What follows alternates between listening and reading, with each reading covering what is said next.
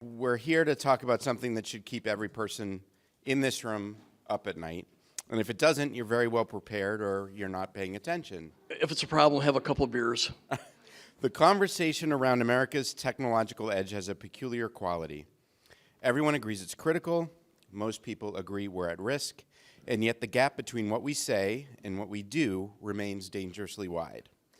This room is full of congressional staff and CISOs, people who spend their days defending networks, managing risk, and making hard calls, often with incomplete information. You know better than most that resilience isn't just a press release. It's a posture. And right now, America's posture is, let's just say, complicated. My guest, Representative Bacon, spent nearly 30 years in uniform, flew missions he can't tell you about, retired as Brigadier General, got sanctioned by Russia, got hacked by China. Honestly, that's a resume most people in this building He's read my Twitter. would envy.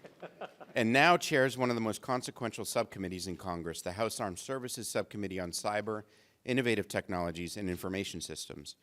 He recently wrote something that stopped me mid-scroll. He said we need to stop hiding behind the word innovation, that we've been doing innovation theater for too long, and it's time to procure, produce, and move out. As someone who spent years myself inside the government watching PowerPoint decks get mistaken for strategy, I have a feeling we're going to agree on more than we thought. So, Congressman Bacon represents Nebraska's 2nd District.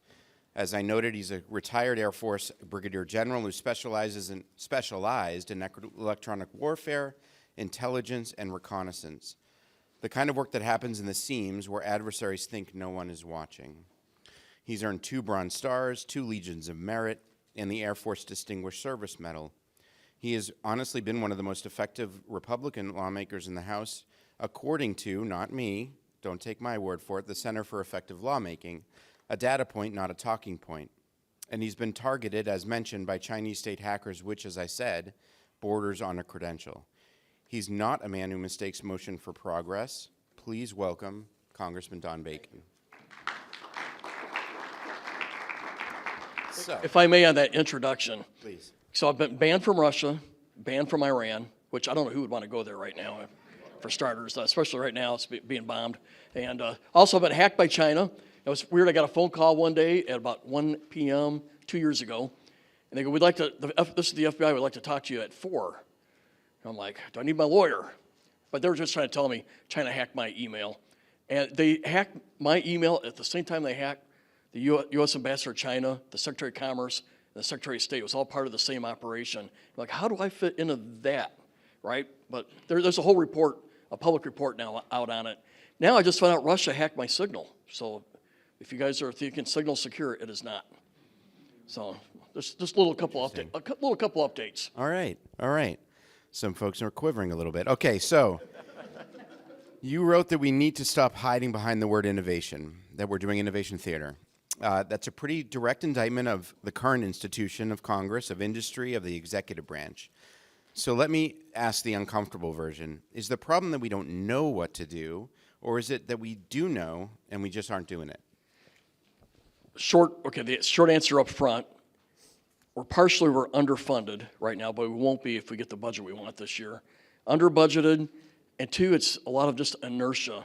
And I'm focusing more on the Pentagon. I've seen the Pentagon from various services, whether it's OSD or the various services. They do great PowerPoint slides. They do great studies. And you see a study like we've done. I'm an electronic warfare guy, and I've been pushing them on electronic warfare. We just got a new study out. That's what we got to do. And then you talk to them a year later. We're doing a new study. And it's what across the board, whether it's on innovation, whether it's cyber, whether it's AI, it's study, theories, PowerPoint slides, and there's a lack of movement in actual progress. Now, I think part of that is a 3.2% budget. Makes it hard to do all the things we want to do, because in the end, there's a lot of hardware that we got to buy, and then you've got personnel costs, which leaves, not much money left over for some of the things that we're talking here on innovation. But part of it's just the culture of the Pentagon. We like to develop things internally. And PowerPoint is not capability, but so the PowerPoints I just turn and you don't see the budgets reflect or the actual actual weapon systems come out or capabilities come out that match what the PowerPoint slides say. And that's been my experience by and large over 10 years in Congress, and I've seen it also when I was in the Pentagon. Yeah, I couldn't agree more. Let's turn a little bit of our focus to China. They don't have a HASC subcommittee. They don't have a continuing resolution problem. With that in mind, what's our actual theory of the competitive advantage? Is it democracy simply move faster or innovate faster? Because I'm not sure, I'm skeptical as to whether the evidence right now supports that. Dictators can decide faster. Doesn't mean they're right, because they don't take a lot of feedback. The one nice thing about what we have freedom of the press, we have freedom of speech, and if we don't get something right, we have 20 people telling us we're screwed up. Nobody wants to do that to President Xi, because they end up out in Western China somewhere, and they're kicked out, they're banned, or they get fired. We're going through a lot of generals right now. China's going through even more. Xi is firing a whole bunch of them, and I don't support what we're doing with some of the firings we have, but China's doing even more of it right now. I think it's clear dictators can decide faster and they can make priorities, but democracies have the ability to get feedback and to get other sides of the equation, and you end up having to normally adjust fire and come up with a better plan. But even regardless of what government's more effective, we are blessed with a free market system that allows a lot of innovators out there to do. These small businesses they're innovative, they're smart, they're creative, and frankly, China, it's pretty much all sort of government run or government directed, even if they're not working directly for the government, they're still working for the government. We have the blessing of a free market system that gives us innovation. And I had a meeting with Chinese professors. This is when I was newly elected, so this is a little bit old information. And we were at this one forum, and they're telling Congressman Bacon that we have higher scores for reading, math, science. We're kicking your butt. It was a little bit offensive at first. But the one thing they said we can't get over, nobody can match American creativity, innovation, and confidence. And that's because of our free market system. Yeah, it's interesting because there isn't this distinction. The public and private sector doesn't separately exist there. But that's interesting. So the turning it from overseas to here, the people in this room are defending critical infrastructure, finance, energy, healthcare, telecom. They receive threat intelligence through a variety of means, through CISA at the Department of Homeland Security, and through sector-specific channels. Do we have some FERC people in here? No? Okay. They're really good, by the way. I'm impressed by them. From your perspective, overseeing cyber and innovation through the subcommittee, is what we're giving the private sector useful, or are we handing them yesterday's weather report and calling it a forecast? Being on the Armed Services Committee, I have direct oversight as the subcommittee chairman of Cyber Command. A lot of NSA, even though NSA really falls under the intel, but you don't have cyber without NSA, right? And so I work on a lot of the military cyber offense, cyber defense, and I think we do very well. We have I think we're the best in the world. Clearly, we're best in the world on offense. I think we do very well on defense, even though we have more targets for the bad guys to look at. So we have more to defend because we're more IP-oriented. But that's on the military side. What you're talking about is on the private sector, our private industry, our infrastructure. We are very vulnerable in this area. And this is where we got to be most concerned, because China and Russia are going after our energy grid. They're going after Wall Street, their hospitals. They're going after our agriculture sectors. I mean, it's just crazy what they're doing. And so it was a bill I passed about 6 years ago, and okay, so we got the military side, but the military, we needed something that works the private sector, domestic side, right? And it's not by law, it can't be the military totally. So I got a law passed that gave Homeland Security, they are the responsible party for defending our private sector, infrastructure, energy grid, and all that. Now, we have these sub guys like the FERC and other folks who dovetail in on those individual industries. So what the Homeland Security did, they created CISA. So CISA is a direct outgrowth of a bill I passed 6 or 7 years ago. I don't remember when exactly. I've got to tell you, it was very hard to pass this bill. I submitted the bill in Homeland Security, It passed unanimously out of Homeland Security. And as we're getting ready to vote on the floor, it was supposed to be voice voted, and it was going to be on suspension. The Energy and Commerce Committee chairman and ranking member, to include the Republican, protested it and wanted a roll call vote. So I go and say, hey, what's the problem? And they go, this should have came out of our committee, not Homeland Security Committee. And so we're going to oppose this bill, even though we agree with it, because we're losing some of our boundaries. I mean, this is part of the problem we have in Congress. We have 20 committees. So they were mad that this bill did not come out of their committee, even though we all know that we needed a single belly button to help defend America from outside of the military from these cyber attacks. Make a long story short, so we did a vote. They were whipping on the floor. I was whipping behind them. They were saying, don't vote for it. And they said, why? And I go, it passed unanimously out of Homeland Security, vote for it.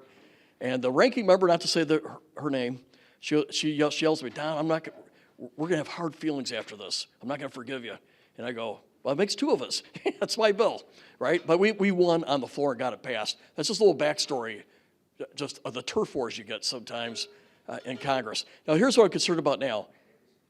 President Trump and his team are paranoid about CISA because they didn't support his thoughts on the 2020 election, even though they had a very small oversight part of the election.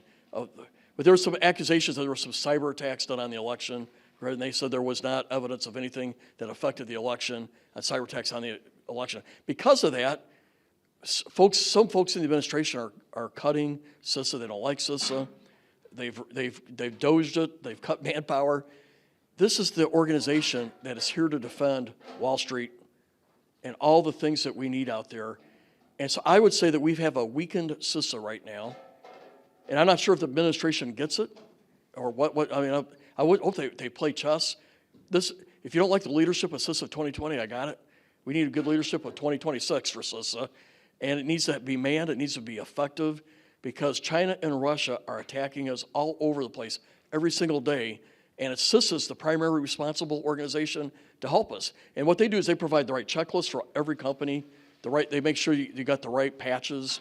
So if you're a cyber guy or a CIO guy for ConAgra or whatever it may be, you can go over here and find out, make sure you got the current stuff. And if you get attacked, they have checklists. This is how you respond to it. This is who you call. And that's what CISA is supposed to do. We need a very effective CISA. And I will submit to you that it's been weakened the last year and a half. Well, this wasn't prompted, and I must say he's a friend, but I'm proud Nick Anderson's here, and who's acting director currently of CISA. I'm sorry, I hope I didn't step on your toes? No, and will be. I appreciate the free plug. I'm just speaking from my heart. I'll take a second opinion if I'm wrong. No, and so much appreciated, and we'll hear more from him after this, but appreciate it, and I think ultimately it puts us as a country in a very difficult situation right now where we are very much aware, and public perception is, of the attack surface of adversaries, not distinguishing private and public because it's a whole of society engagement for the Chinese in particular. And by the way, CISA helped me when China cyber attacked me, so I thank you. So let me move on. So you've called for ruthless prioritization, whether it's quantum, directed energy, biotech, missile defense, nuclear. That's a pretty long list. If you had to cut two By the way, those are all pretty good. If you had to cut two of those to fully fund the other three, what survives and what does that tell us about where we think the fight is coming from? Okay, ruthless prioritization may mean not funding the A-10, but you got to have this stuff. I think all of it. You can't fall behind, quantum computing, AI. Now, where I major in, I have oversight of both those. I'm on the committee, too, for nuclear command and control. So let me just give you one. Okay, all these are needed because if you fall behind any of these, but the ones you just listed, we're in trouble. Now, there's some older weapon systems we should not be funding because we need the F-35, we'll need the F-47. We should produce, like in the Air Force, more F-22s.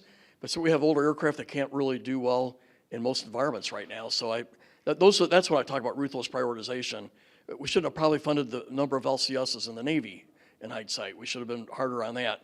So there's some prioritization on some of the weapon systems that we need, but new technology we're going to need. So I'll give you a challenge that we have a nuclear command and control. So You know, in the Cold War, we had over 1,000 ICBMs, at one point over 1,000 bombers. And the Russians had they could have killed us 5 times over. So what we did back then was to prevent Russia from taking out our White House, the Pentagon, Stratcom, SAC at the time. We had a plane that flew 24 hours a day with a general on board. If the ground command posts, command centers got hit, the general could take over all of our nukes from the air, and we could fire all of our missiles and subs and retaliate. And the whole goal was to let China and Russia know, no matter what you do, we can wipe you back out. So you can't surprise us. We have provisions in place. And China wasn't even a threat really back then. They had like 20 nukes that could hit us. I mean, in contrast to, Russia. So in 1990-91, the Soviet Union fell. Then you get Boris Yeltsin, the Berlin Wall fell. And so we had the peace dividend. And so we realized Russia's probably no longer a threat to us. They're not going to bomb us like the Soviet Union was going to. So we downgraded our nuclear command and control to a 1990-91 protocol. And so we put like these airplanes, we cut like 2/3 of them, and we just put them on a 15-minute alert saying, okay, if in 15 minutes you got to launch your airplane with a general on board and then take over. That was probably good for 1990-91. I was submit to you today, we're back to the worst or just as bad a threat as we had in the Cold War. Russia's invaded Ukraine. They are always saber-rattling their nuclear weapons. They're threatening to use nukes if anybody gets in and helps out Ukraine. And so they're trying to intimidate and bully. They have a very modernized nuclear capability. And I think they got a bit of a cornered rat right now in Putin. This guy is, I would say he's panicked right now. He is losing on the ground in Ukraine. And all he has is bombing cities. And he's trying to do everything he can to intimidate the European friends to do not help Ukraine, but he's losing. And he is in a panic mode. So he's dangerous. China is building a nuclear force to match ours right now. Very modernized. And the thing that gets me, though, they both are creating hypersonic weapons. Now, China's creating hypersonic weapons with nukes. They can hit us in 15 minutes. Our White House, a Stratcom, Pentagon. So we got a 15-minute warning time, and there's future capabilities that give us no warning. And yet, when I first was pointing this out to 4-star generals, shouldn't we not go back to a higher protocol for our nuclear command and control? And they were like, no, we don't. It just costs too much. And I go, I don't see. There is no alternative. We're gonna have to go back to a survivable command and control that we know is survivable in this environment. I think it's just as dangerous now as it was in 1970, right, when we started doing these kinds of things. And so, so I'm just trying to get to your point. This is how important just one of those subsets are. We need to invest in a survivable command and control that we know that we have a commander survivability that can control our nuke forces in the worst case scenario. And we're not there yet. That's just one. I'm just giving you details of one of those. Quantum computing, you fail there, the Chinese can decipher our communication, our high-end communications. That's dangerous. So every one of these have impacts if we don't get it right. All right, I'm pessimistic. I'm depressed. No. So let's change this a little bit before I send you the bill for my therapist. What movie said, that's why you got me? So on the technology side as well, going on your prior experience as it relates to the electromagnetic warfare, you've been sounding the alarm on this since before most of Congress knew even what spectrum was. We gave it away at the end of the Cold War, and now we're paying for it. What's the civilian side implication of that gap? Because I suspect that many of the CISOs here are operating in an electromagnetic environment that they don't fully understand. If you go back in 1991, we had the best electronic warfare in the world. Of course, we had dominance, and we built a military that could defeat the Soviet Union and Iraq, 5th largest military in the world, takes Kuwait, and we dismantle them. We didn't realize just how strong we were. But we had an EW that was just phenomenal because we had an EW built to defeat the Soviet Union, and that's where I grew up in. I grew up as an EW in that era, and we had great capabilities. We had our own school. We had a 2-star general that ran EW, and so we knew who was in charge. Well, in the 90s, we got rid of having one person in charge. He just got diffused, So a lot of different people had different parts of EW. Nobody was really in charge. And then we stopped funding a lot of EW, so we stopped the electronic warfare school, and we just stopped upgrading our weapon systems. So make a long story short, by the time I get elected, by the way, I was a one-star general, and I was talking to 3 and 4 stars in the Air Force that this is atrophying, it's unacceptable, and they said, Don, we really don't care. Somebody else's problem. We care about a new bomber, a new tanker, the F-35, and a new ICBM. We don't care about EW. And that was what I was told as a one-star. Then I got elected to Congress, and I wrote it in the law that we're going to fix this. And I thankfully had good support in the Armed Services Committee. But if you went to any of the services and you'd say, who's in charge of EW? They say, well, the chief of staff or the vice chief. And I go, yeah, he's in charge of like 100 things. Who's the subordinate commander? There was none. No service really had nobody in charge. So we realized we had to put somebody in charge. We needed to have a budget line for EW. We needed a new strategy. We needed an implementation plan. I wrote all of that in a law. Our team did. I want to give credit to my team. That's not our team. I had smart people working this. But everything that they've done, we wrote in a law and forced the Pentagon to do this. And now we're a bit on autopilot, and I think we're going the right way. And I'll give you a case how this manifested itself in a bad way, but I think we got it fixed. There's one example. The Pentagon goes, PACOM says we need 22 EA-37 Compass calls if we want to prosecute a war against China. So when I come in 2017, the record of the program of record said 6 with no future funding. And you're like, why? Because PACOM says they need 22. Well, we don't have money. We've got no money for it. And so make a long story short, so basically I got us, now our team have us to 15 funded with a program of record of 22 to get there. But I've had to, I'm sorry this is going to sound bad, but we've had to kick ass every step of the way to get the Pentagon to get to where we're at today, right? And that's just one example on the EA-37. Now, what does it mean to folks in the private sector? The bad guys can jam your GPS. They can use electronic warfare to insert cyber. So you can use the electronic magnetic environment to penetrate in and do cyber effects. So cyber, we think of using the internet and whatnot, but there's the electronic magnetic realm. We could take down your GPS. Anything you rely on using the radio waves can be impacted by electronic warfare. And it's gotten much more effective, and there's a lot more capabilities that are out there right now. And so it clearly has a military effect, but it would have an effect on the private sector too. And hopefully the Energy and Commerce Committee didn't say that bill should have passed through our committee. That would have been a war. No. All right, last question, because I know our time is short, and I'll warn you, this is the one that I'd want someone to ask me if I was in your seat. You didn't run for re-election. You watched this institution up close for many years.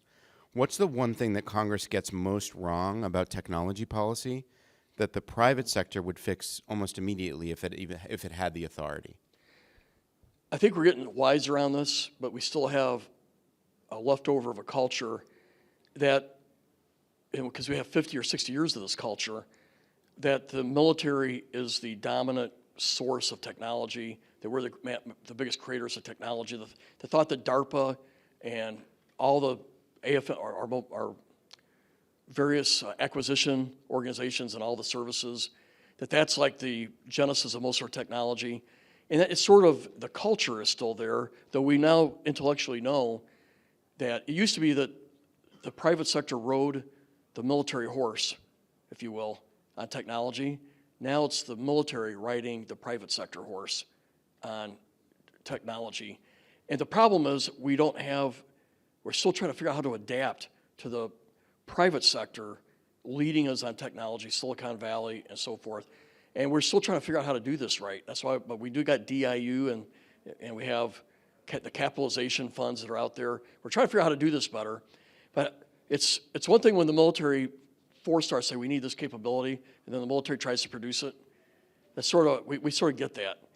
What we have a harder time knowing is, okay, the Silicon Valley develops a capability that can address a need in a four-star headquarters or four-star joint command.